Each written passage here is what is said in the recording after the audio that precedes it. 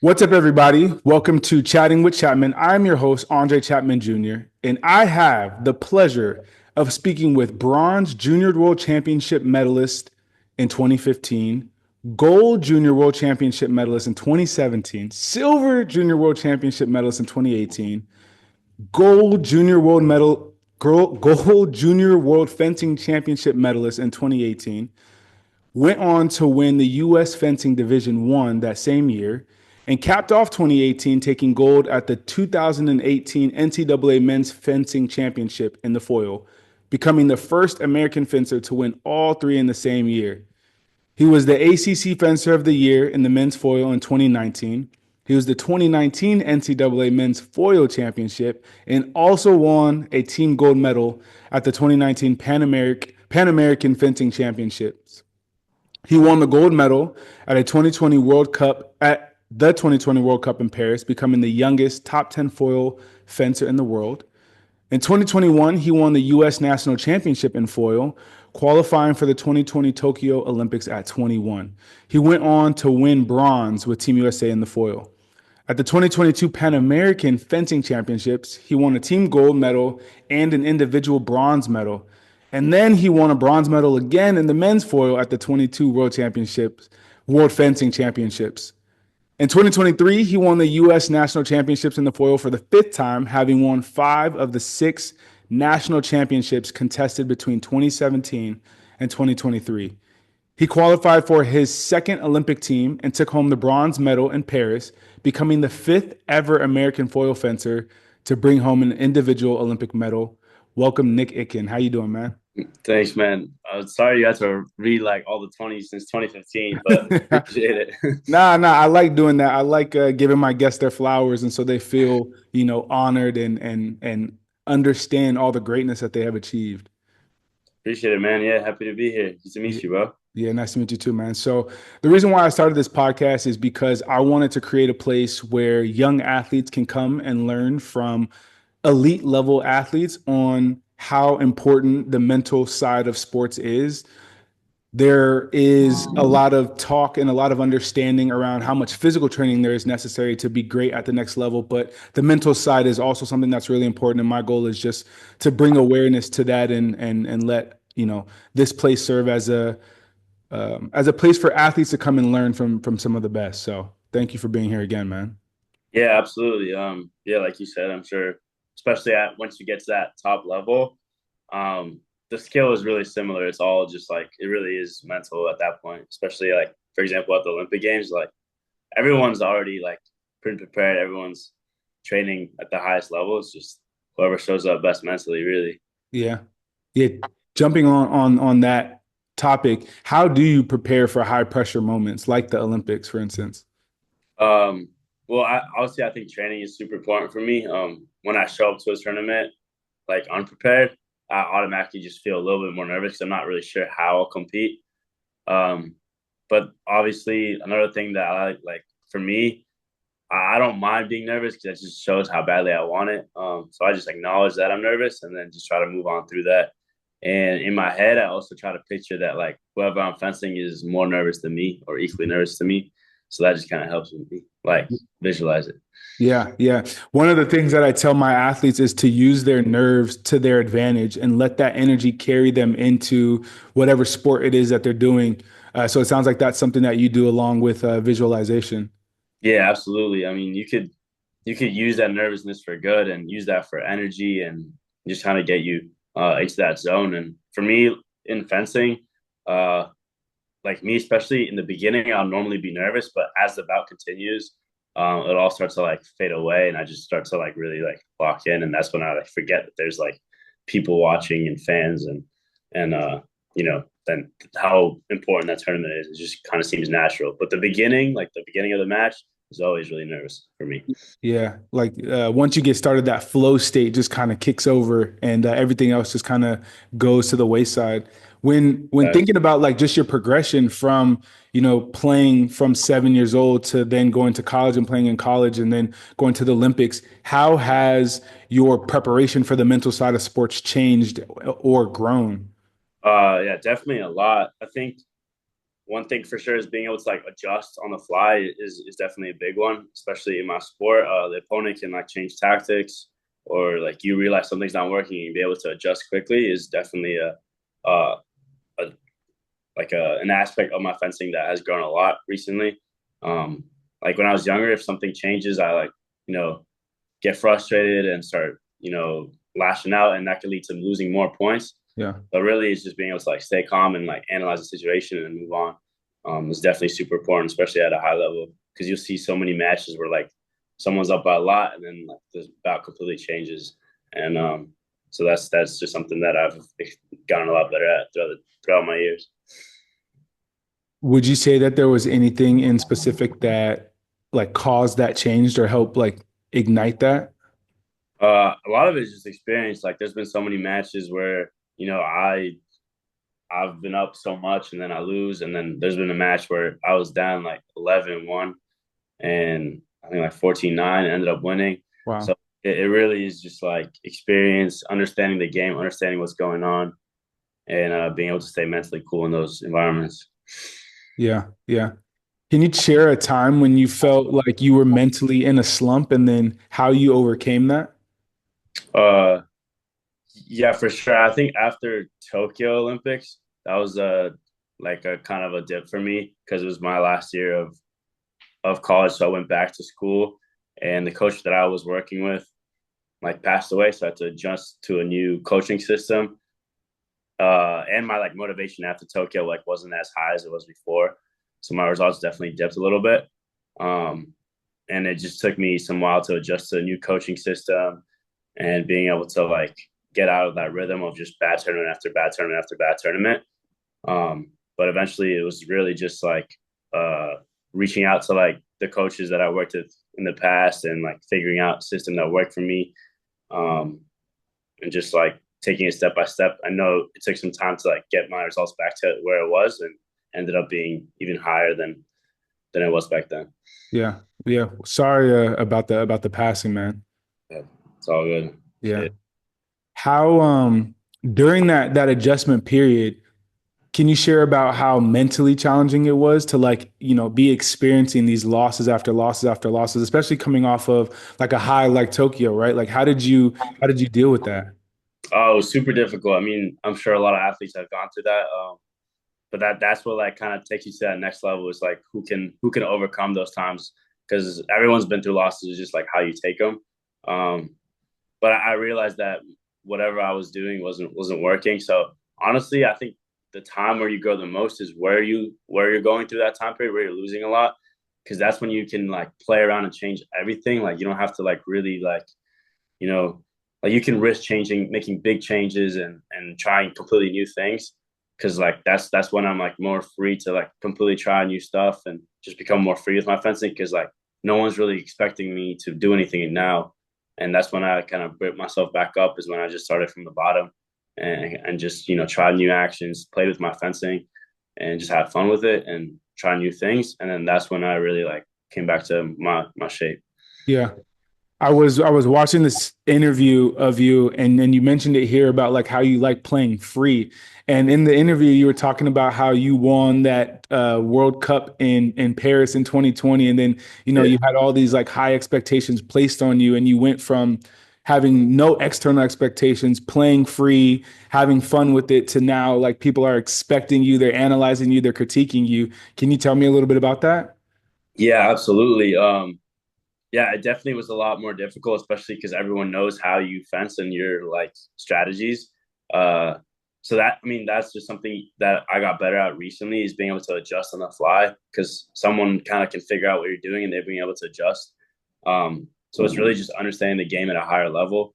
Once you're, especially like at a junior age, you can get away with like just doing a couple things really good, or being really really quick, or doing certain things. But especially like these older fencers, like they know what you're doing, so that you can't really get away with just doing one or two things. You got to be able to like understand what's going on and figure out what they're hitting you on and how they um like what kind of actions they're doing, and then that's kind of like what takes you to that really really high level, is being able to adjust and play in that game. And that's what makes the sport so fun, honestly, in my opinion. Yeah, yeah, yeah. And then how was it dealing with the external pressures versus when you didn't have those? Yeah, I definitely prefer, when I don't have that, but that's just something that comes with it, and that's just an extra obstacle that you have to deal with, and and I think it's just experience. Like when I first was going through that, it was new to me, but I've been through it, and I know how to respond, and just being able to like trust my actions, trust my training, and I think like fencing is such a it's a sport where like anything can happen so quickly, so you just can't let those like quick moments where like you're overwhelmed or anything get to you, because that's just like you can find so many excuses in that one quick 15 touch battle, but once you're down a few touches, it becomes hard. So there's just like no moment to really like let those external factors get to you. It sounds as if like because it happened so quickly, you really do have to be, I don't want to say in control, but aware of your mental because if your mental starts to dip, like you were saying earlier, you could go on a negative spiral and then the match is going to keep happening. So you're just going to continuously lose points and lose points and lose points. Yeah, and it's really quick. Like you can lose a point in like a second. So it really is like you lose your mindset for one flash, and then that's it. Like you lose a point, and then you're still thinking about the last point. You can get hit a couple more times. So really, like the mental factor is incredibly big in my sport, just because how quick things happen. So like if you're like, overwhelmed by the crowd or something, you're thinking about the crowd, you lose a couple points, and now you're down in the match. So it really is a sport where like you have to stay like really locked in for those like 10 minutes, 15 minutes, however long that bout is, or else like things can start slipping really really quickly. How do you practice that? uh it really is just training and going through those like environments where like we fence about 8 World Cups a year and a world championship, so being able to go to all those, showing up to the end of the year tournament, like you've done this before, so it's not something new to you. Um and once you've had experiences where you have had that situation happen where like I've gotten hit really quickly, like in a flash of like I don't know 10 seconds, like that hurts, like what happened, so you don't want to recreate those mistakes. So it's really just experience and being able to travel or like and compete in all these tournaments that helps you get ready for the Olympics and world championships and stuff. I have some athletes that I'm working with on the mental side of sports and talking to them about when you do make a mistake in your sport, going back and learning from it as opposed to like dwelling on it, beating yourself up about it, and just kind of sitting in that. Um, I call it poor is me mindset, like woe is me.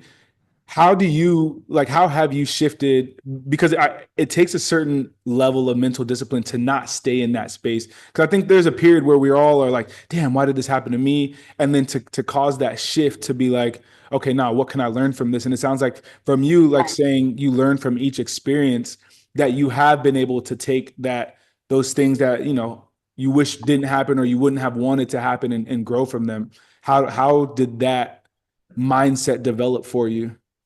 Yeah, definitely. I mean, there are so many losses that I've had that were just like really brutal, in high stakes situations, and those were really the ones that like you can learn the most from, especially um, in tactically wise. Like once you can see like, oh, at the end of the match, like I'm doing the same actions over and over again. Like you can see how uptight I am, and that's why like watching footage is such a big thing for me, because like in the moment I'm thinking I'm doing this thing, but I watch my footage and I can see that I'm just really uptight, and what I thought was happening was really not at all what I was doing. So you could just like you could see a video of how you're competing, and you can see all the mistakes you had a lot easier afterwards. Even though it's really brutal to watch those moments, Yeah. I think it's really important to do that. Yeah, yeah, yeah. No, definitely, definitely. I think I hope some of my athletes are watching this right now so they understand the importance of film and going back and studying your mistakes and making that shift from, you know, damn, why did this happen to okay, how can I make sure that this doesn't happen next time? Exactly. Yeah. So when you're like in the next tournament, like those mistakes that I saw, I can like focus on those few things. And when I'm focusing on just a few things, I feel like you can see that improvement really quickly. Hmm. Can you share a little bit about like the practice that has to happen in between those situations? Because I can imagine you have to practice at a very intense level, right? And one of the things that I'm working on with my athletes is you're gonna play how you practice. And so if you're not practicing at this higher level, don't expect results that are you didn't put the work in essentially for. Yeah, for sure. Training is super important. I think that you could train in different ways. Like you can train to try things, and then like you could train to mimic like a competition. I think that's the way I view it. So I'll have different days where I'm like, okay, today this is like competition for me. I'm gonna try to win every bout, and I'm gonna go all out. And I'm super competitive, so I hate losing. So I just like that's just like the mindset that I have. But then there are some days when I'm just like, okay, I'm not even gonna keep score. Honestly, I'm just gonna like try some things and then get ready for a tournament. But most of the time, I'm in there mimicking competition in my head, and it'll just naturally become more and more comfortable. You'll be more and more comfortable in that environment because you'll be training with it every day. So when you show up in the competition, you're like, all right, I did this a million times. Like I'm ready for this. Like there's really nothing else different. Yeah. You mentioned mimicking the competition in your head. Can you share a little bit more about that? Yeah, it's just when I show up to the match, like I'm thinking 100% to win. So that's just the similar to a situation of a tournament. And I'll even have days in training where we do like the same format as a tournament. We do like a group round and then DE round. Um, so it's just getting comfortable in that zone. And even like we'll have training in the morning sometimes just to mimic like what it would normally be like. So getting comfortable in that competition zone is really important for your training and getting ready for that. When the day shows up, you don't want to be thinking like, oh, this is something new to me, you know? Mhm. Yeah, I was interviewing another athlete, and they were saying something very similar about, the mind doesn't know the difference between real and fake. They were kind of talking about two situations. The first is visualizations, which it sounds like you were talking about a little bit as well, is like taking themselves through the match, through the game, through the meet in their head, so that way when they show up, like you said, it's not new, but then also mimicking it in practice as well too, and putting those two things together when you step up to that competition or that high pressure meet, your mind is like it's comfortable. It's a little bit more comfortable because you've been here, and the nerves are not going to feel overwhelming because you've taken the time to prepare yourself for that competition or that meet. Yeah, absolutely. And actually, before Paris, even like the venue is something we're not used to. There's like not a venue with like so many people and it's being so overwhelming and loud.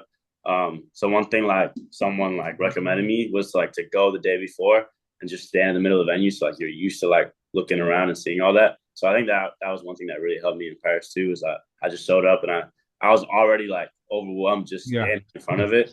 Yeah. The day before when there was like barely any people in there.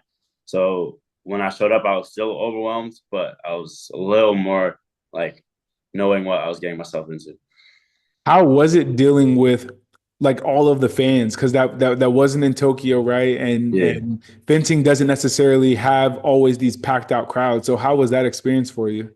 Yeah, it was so cool. Like you really do feel like any other athlete like at the highest level because it's just like so many cameras and like stuff going on, which is like the dream. That's what I've wanted to do since I was a little kid, you know. So that's just the goal, and I'm so glad that the sport has been able to like be on this level because Mhm. that's like what we work for. But it was definitely a time for me to like to snap out of it quickly because I was like I had a lot of emotions going on, but like I didn't really want to like focus too much on them and just focus on my next match. Yeah. Can you share a little bit more about the emotions? There were so many things going through my head. I mean, you work for years for that one day, right? So it's just like you think like, oh shoot, like this is what I worked on for the last 3 years. This moment to like make history, change my life forever. Um, or you can just focus on like, all right, I'm fencing this guy. I need to work on this, and I'm focusing on these actions. With I gotta be ready for him to do this and that.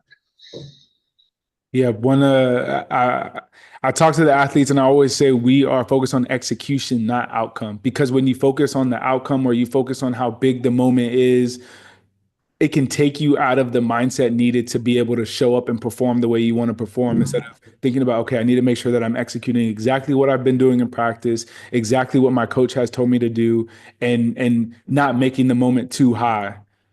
Yeah, exactly.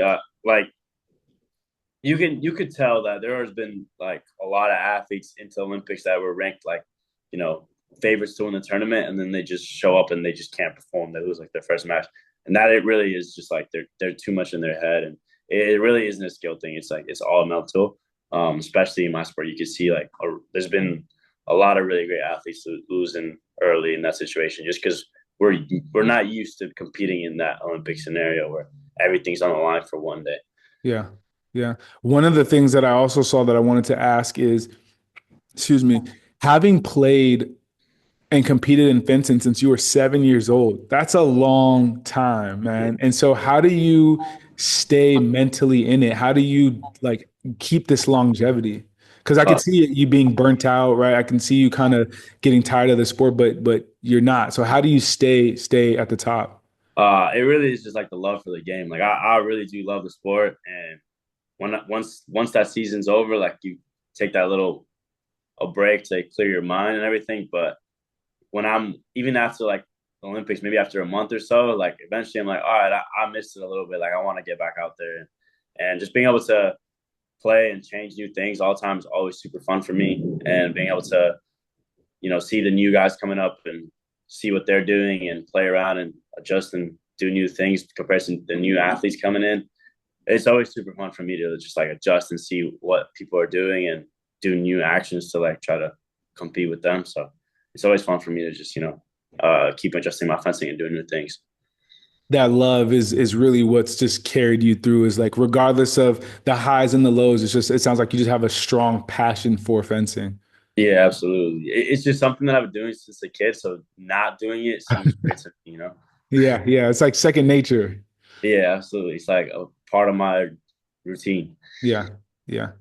How do you balance your sport with other aspects of your life? Like, how do you, you know, yeah, I'm just gonna leave it at that. How do you balance Yeah. that? It's definitely something that I struggle with for sure. But I think college actually helped me a lot with that because you have to balance so much during one time. So like time management skills was something that really helped me. Especially in the beginning, I feel like I was like overwhelmed with way too much, and like everything kind of like my results were worse, my homework, like school was worse. So it just took some time to like adjust and being able to figure out my schedule and like priorities straight because it can be overwhelming. And because I was traveling for like collegiate tournaments and international like junior tournaments and Mm. international senior tournaments, so I was traveling all the time and I still had to do school, and it was just something that was like really difficult because like not too many people are doing the same thing as I'm doing, so no one really can like see what like how difficult it can be.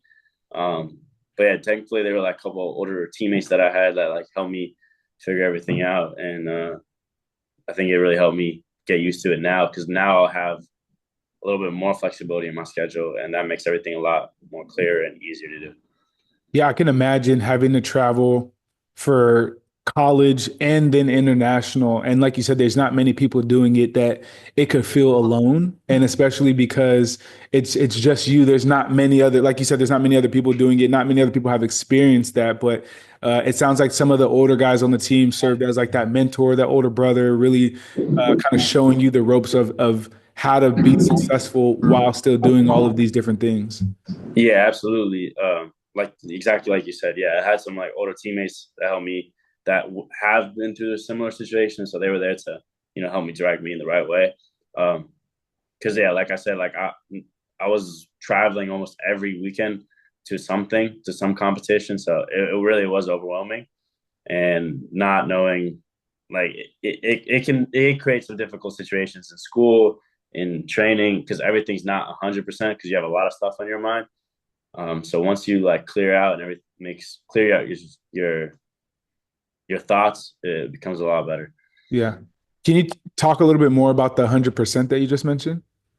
Yeah, I feel like once like you have like different things going on in your mind, or like, oh, you have to do this and then you have to like do this instead of like getting ready for, oh, I have this, I need to be 100% ready on that day.